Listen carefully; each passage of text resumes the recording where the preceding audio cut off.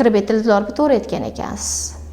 O'zimni ayblayapti. Siz aytmagansiz deb turibdi u bemor. Yosh, endigina ginekologiya sohasiga qadam qo'yayotgan ginekolog shifokorlarga kichkinagina bir nima deydi, manfaatli tavsiyam bor.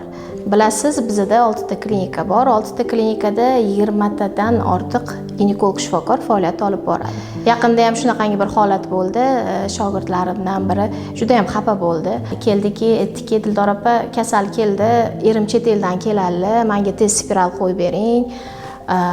Saqlanmasam bo'lmaydi, chunki boshqa yo'l bilan saqlana olmayman. Spiral endi bizning xalqimizga eng optimal usullardan biri. Birinchidan arzon, ikkinchidan ayol saqlanadi. Erkakka hech qanaqa bir provokatsiya yo'q bu tarafdan. Muammo tug'dirmaydi. Ayolga tug'dirishi mumkin. Tekshiruvlari bor. Tahlili ko'riladi, shamollash bo'lsa qo'yib bo'lmaydi deb bemorni ko'ndirmoqchi bo'lganlar tekshiruvga. Yo'q, iltimos, vaqt ketmasin, ertaga keladilar, kakras hayzim kelgan, gaplar qilganlarki, ko'ngli bo'shlik qilib, ana shu shifokorim spiral qo'yib berdilar. Keyin kirib aytdi, Dildor, iltimos qildim, aytdim, noto'g'ri qilibsiz. Baraka topkur.